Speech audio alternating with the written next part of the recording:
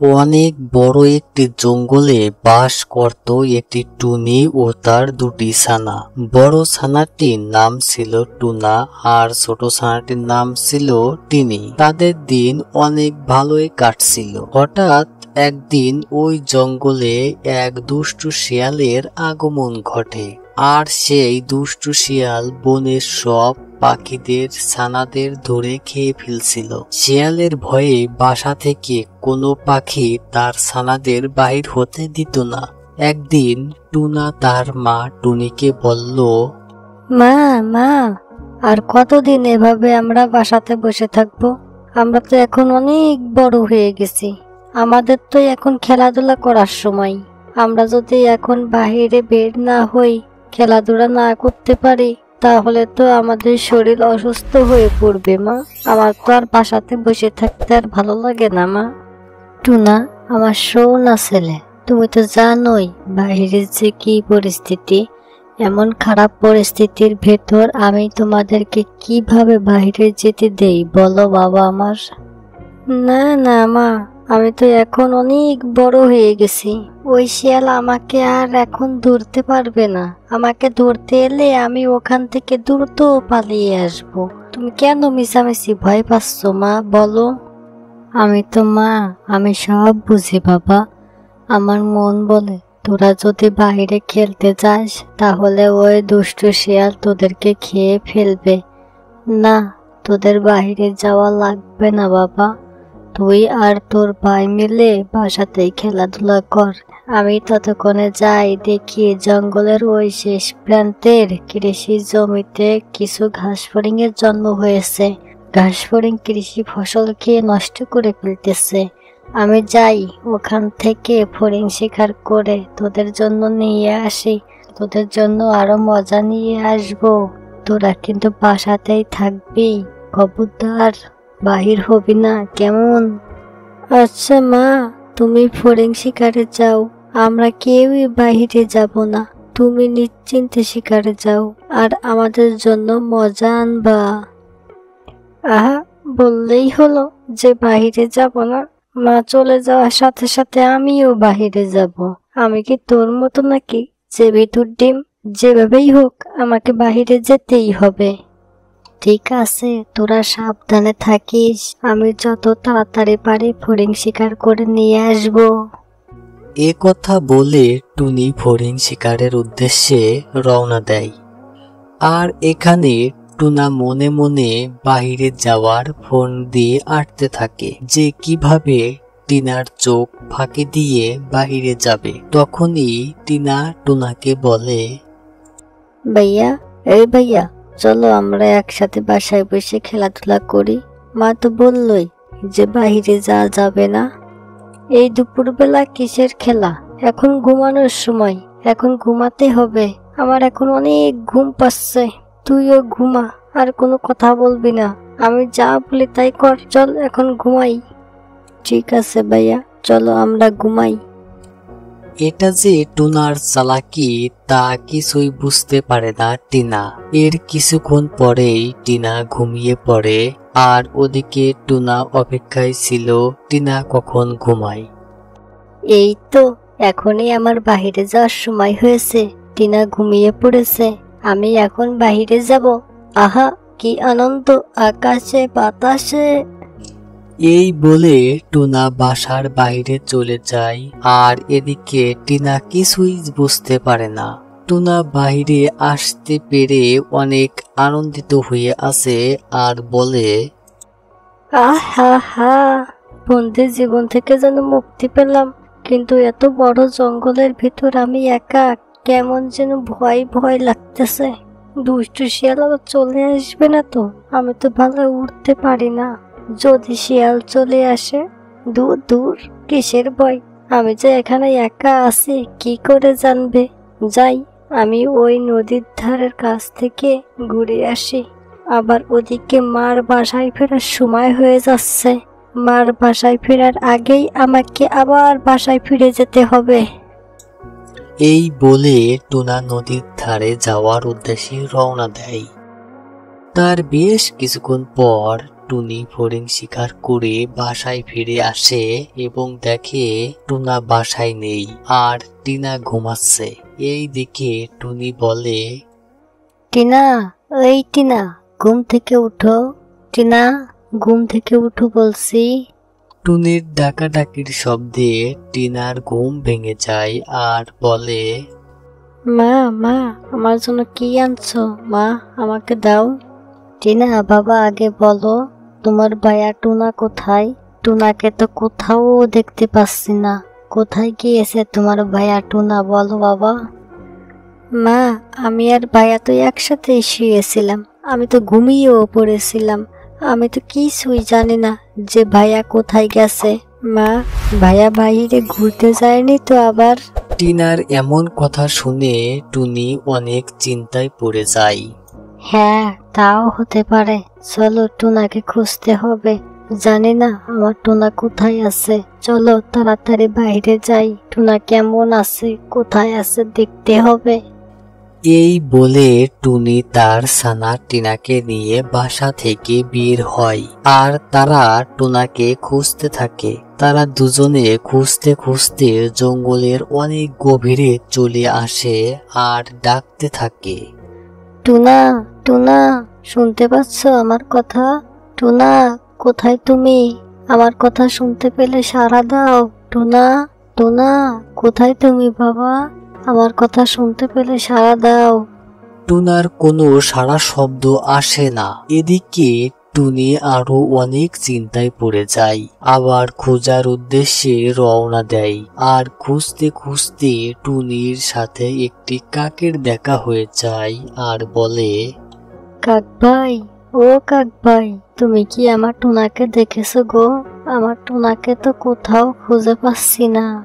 তোমার টুনা কিনা তা তো আমি বলতে পারবো না, তবে একটি ছানাকে ওই নদীর পাড়ে যেতে দেখলাম। ওদিকে তো শিয়াল থাকে, যেয়ে দেখো, পেলেও পেতে পারো। তবে তুমি কিন্তু ছানাকে নিয়ে সাবধানে যেও। শিয়াল তো অনেক দুষ্টু, ও যাকে পায় তাকে খেয়ে ফেলে। সাবধানে যেয়ে কিন্তু তোমরা দুজনই। তোমাকে অনেক ধন্যবাদ কাক ভাইয়া। কাকের এমন কথা শুনে টুনি নদীর পাড়ে টুনাকে খুঁজতে চলে যায়। খুঁজতে খুঁজতে এক সময় তারা দেখে নদীর পাড়ে কিছু রক্ত পড়ে আছে। এই দেখে টুনি আরো ভেঙে পড়ে এবং একটু সামনে এগোতেই দেখতে পায় টুনির বান্ধবী চড়ুই। বান্ধবী, আমার টুনাকে কি দেখেছো তুমি? আমার টুনাকে না কোথাও খুঁজে পাচ্ছি না। হ্যাঁ, আমি দেখেছিলাম। কিছুক্ষণ আগে এখান দিয়ে বাসায় যাচ্ছিলাম, হঠাৎ দেখলাম তোমার ছেলে টুনা একা একা নদীর পাড়ে খেলা করতেছে। তাই দেখে আমি টুনার কাছে চলে আসি। আরে টুনা যে, তুমি এখানে কি করো একা একা? আমি খেলা করি। আগে বলো, তোমাকে একা আসতে দিয়েছে কে? তুমি জানো না জঙ্গলের পরিস্থিতি কতটা খারাপ? ওই দুষ্টু শিয়ালের কারণে আমরা কেউই বাসা থেকে বের হতে পারি না। সব সময় ভয়ে ভয়ে থাকতে হয় আমাদের। আমরা এত বড় হয়েও বাসা থেকে বাহিরে আসি না, আর তুমি এত ছোট হয়ে বাসার বাহিরে চলে আসলে। আমরা এখনো ওই শিয়ালকে ভয় পাই, আর তুমি ভয় পাও না? আহা, তোমরা তো ভয় পাও কেন বলো তো? ওই শিয়ালকে তোমরা তো ভয় পাও কেন? আমাদের তো আজ না হয় কাল মরতেই হবে। শিয়ালকে কি এত ভয় পেলে চলে? এতদিন বাসায় আটকে থাকতে থাকতে শরীরটা কেমন যেন ম্যাচ ম্যাচ হয়ে গেছে। এখন বাহিরে এসে কি যে ভালো লাগতাছে, তা আমি তোমাকে বলে বোঝাতে পারবো না। আচ্ছা শোনো টুনা, তুমি এখনই বাসায় চলে যাও। শিয়ালের আসার সময় হয়ে গেছে আবার। আমি শিয়ালকে ওই বড় গাছের কাছে দেখে এসেছি। তুমি এখনই চলে যাও। আচ্ছা, যাচ্ছি এখনই। কি হলো বান্ধবী, বলো তারপর কি হলো? তারপর আমি আর টুনা বাসায় ফেরার জন্য রওনা দেই। এরপর আমি টুনাকে বললাম, আচ্ছা টুনা, তুমি তাহলে বাসায় চলে যাও। আচ্ছা, ঠিক আছে। তারপর আমি উড়াল দেই আর টুনা হেঁটে হেঁটে বাসায় যাচ্ছিল। কিছুক্ষণ পর হঠাৎ করে টুনার চিৎকারের আওয়াজ শুনতে পাই আর দেখি আহা, আমি তো তোদেরই খোঁজ করতেছিলাম। তোরা যে এত চালাক হয়ে গেছি যে তোরা বাসা থেকে বাইরে হইস না, আর আমি তোদেরকে খেতেও পারি না অনেক দিন। যাক, তাহলে অনেক দিন পর এবার টুনটুনি পাখির মাংস খাবো। আহা, ভাবতেই জিভেই যেন কেবল জল থই থই করছে। আমি তো আর জিভের পানি ধরে রাখতে পারছি না। হে হে হে, আজ আনন্দের সাথে তোকেও আমি খাবো। আমি বা আমরা কেউই তো তোমার কোনো ক্ষতি করি নাই, তুমি কেন আমাকে খাবে? আমাকে খেয়ে তোমার কি লাভ শিয়াল ভাই, বলো আমাকে। আরে বোকা ছানা, তোকে যদি আমি না খাই তাহলে আমাকে তো খিদের চোটে মরে যেতে হবে। আমার খাবারই তো তোরা। আমি তো তোদের মতো ছোটখাটো পশু পাখিদের খেয়ে থাকি, আর আমার থেকে যারা শক্তিশালী আছে তাদেরকে আমার বুদ্ধি দিয়ে বোকা বানাই। এটাই তো আমার জীবন। আহা হা। কি হলো বান্ধবী, বলো তারপর কি হলো? তারপর আমি ওখানে আসতে আসতেই দেখি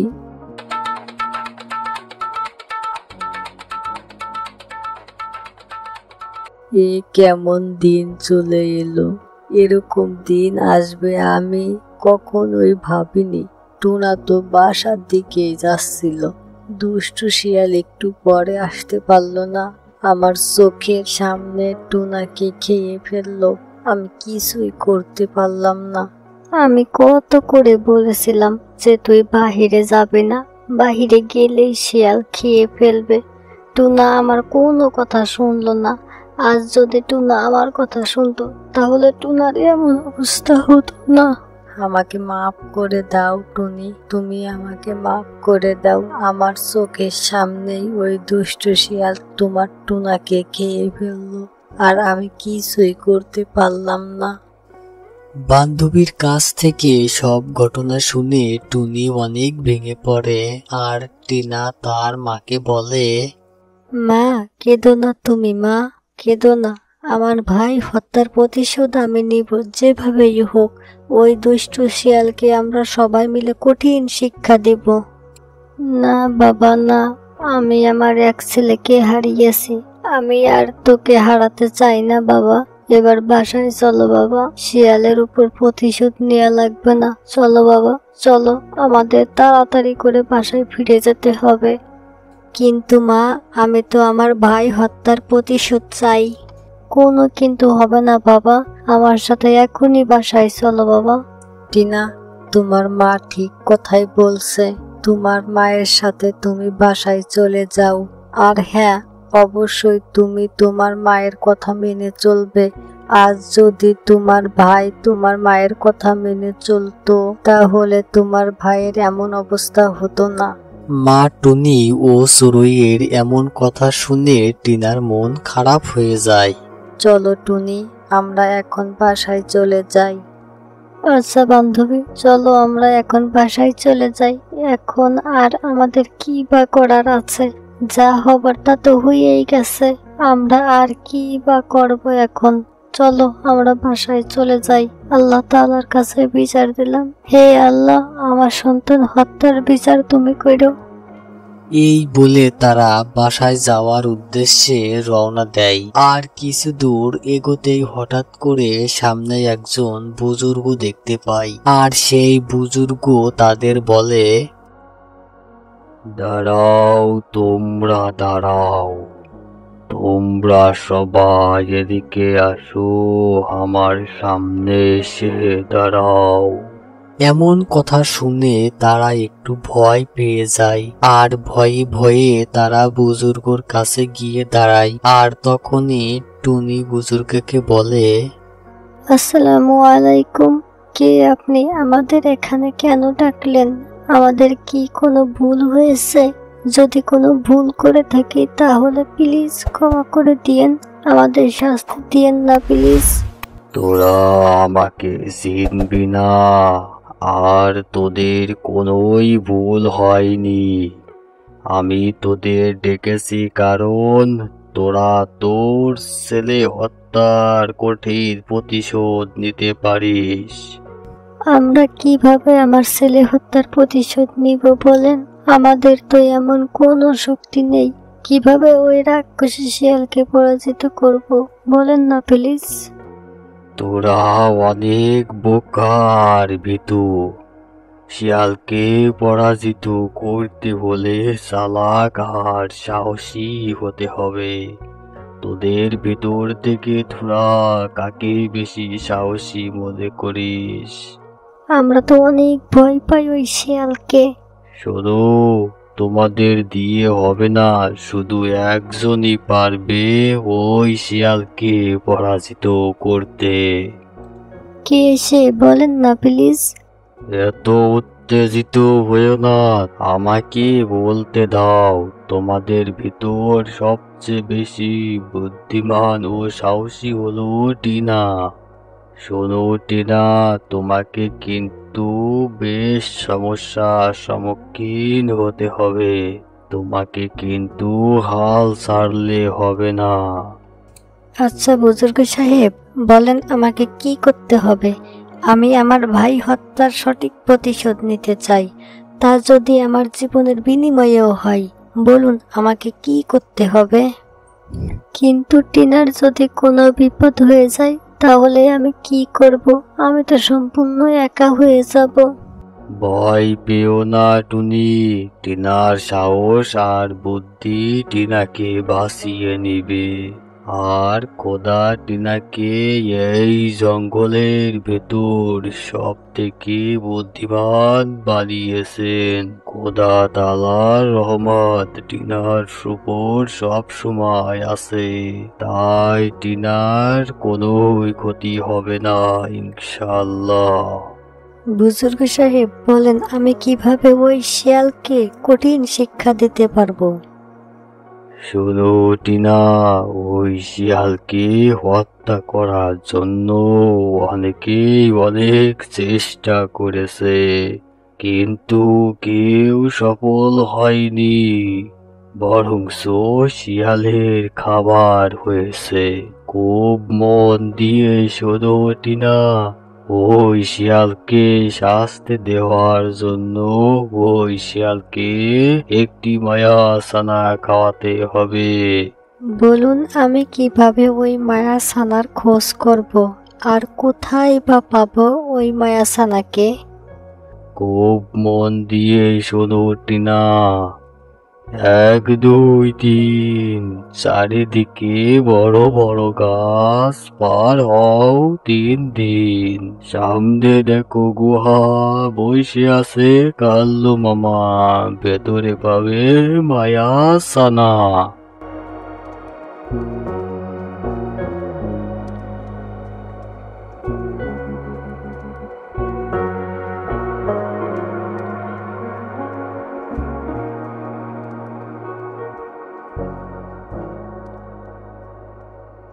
টিনা, আমি আমার বড় ছেলেকে হারিয়ে ফেলেছি। আমি আর তোকে হারাতে চাই না বাবা, আমিও তোর সাথে যাব। আহ মা, আমি একা কোথায় যাচ্ছি? তোমাদের দোয়া তো আমার সাথে থাকে সব সময়। আর বুজুর্গ তো বললই আমার কিছুই হবে না। তুমি দেখো মা, আমি খুব তাড়াতাড়ি ওই শিয়ালকে কঠিন শিক্ষা দিয়ে বাসায় ফিরে আসব। নিজের খেয়াল রাখিস বাবা, সাবধানে যাইস। টুনা, সাবধানে যেও, আর সব সময় চোখ কান খোলা রাখবে। কখনো কেউ যেন তোমাকে আক্রমণ করতে না পারে। ঠিক আছে মা, তোমরা কোনো চিন্তা করো না। আমি তাহলে চললাম মা, আর তোমরা দোয়া করো আমি যে কাজে যাচ্ছি তা যেন সফলতার সাথে করতে পারি মা। এই বলে টিনা মায়াছানা আনতে বের হয়।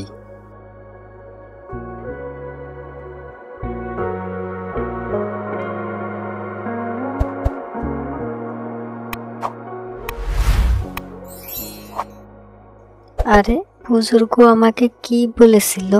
1 2 3 চারিদিকে বড় বড় গাছ। এর মানে হলো 3টি জঙ্গল, আর পার হতে সময় লাগবে 3 দিন। সামনে দেখো গুহা, বসে আছে কালো মামা। আর এর মানে হচ্ছে একটি গুহা আছে, আর সেখানে কালো মামা নামে একজন পাহারাদার আছে। এই তো, হ্যাঁ আমি পেরেছি। এখন যাই, অনেক দূরের পথ। এই বলে টিনা 3 দিন ধরে চলতে চলতে 2টি জঙ্গল পার হয়, আর 3 নাম্বার জঙ্গলের ভেতর চলে আসে আর থমকে দাঁড়ায়। আমি তো 2টি জঙ্গল পার হয়ে 3 নাম্বার জঙ্গলের ভিতর চলে এসেছি। বুজুর্গর কথা মতো তো এটাই হবার কথা ছিল, কিন্তু আশেপাশে তো কোনো গুহা দেখতে পাচ্ছি না। যাই, একটু এগিয়ে দেখি, মনে হয় আর একটু সামনেই আছে সেই গুহা।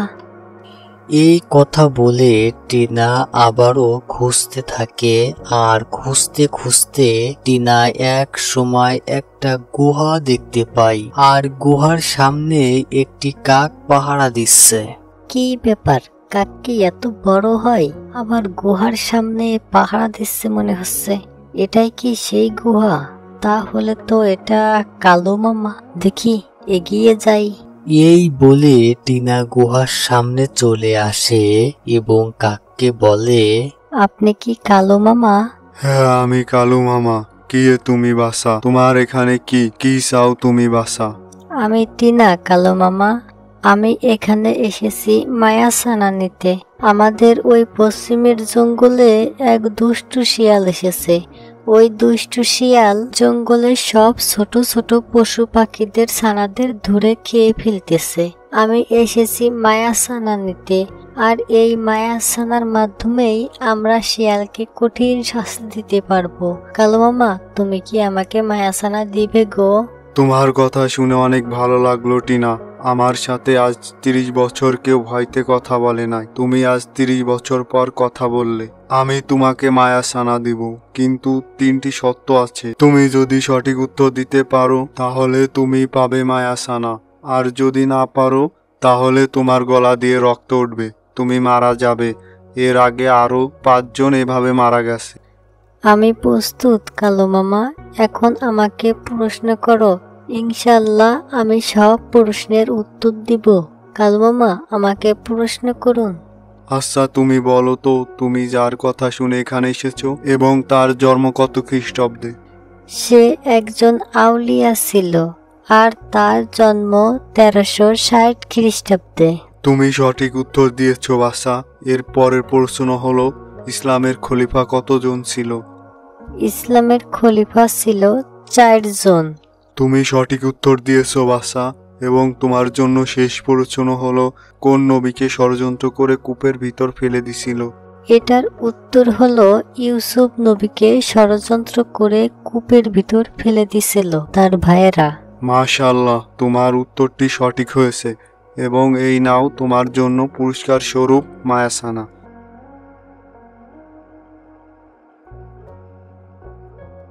শোনো, মায়াসানা কিন্তু তোমার সামনে রাখবে, কখনো পিছনে দিবে না, তাহলে কিন্তু মায়াসানা অদৃশ্য হয়ে যাবে।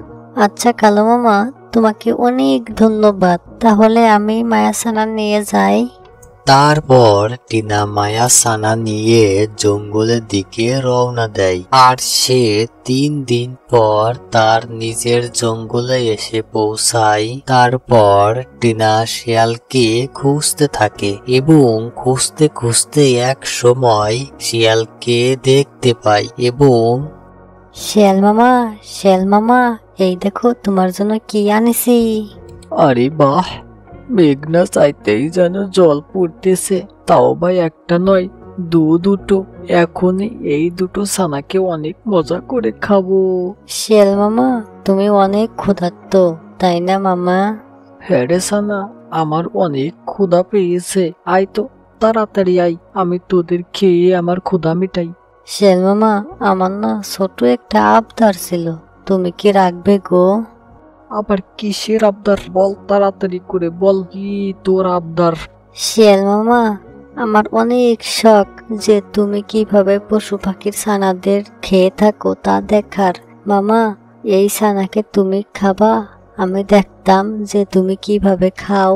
ও এই ব্যাপার, তাহলে দেখ আমি কিভাবে পশু পাখিদের ছানাদের দৌড়ে দৌড়ে খেয়ে থাকি। এই বলে শিয়াল মায়া ছানাকে খপ করে খেয়ে ফেলে এবং তারপরই কোথা থেকে হঠাৎ করে একটা খাঁচা এসে শিয়ালকে বন্দি করে ফেলে এবং তারপর পরই উপর থেকে আগুন এসে শিয়ালের খাঁচার চারিপাশে আগুন জ্বালিয়ে দেয় ধাও ধাও করে এবং তারপরে শিয়ালটি পুড়ে মারা যায়।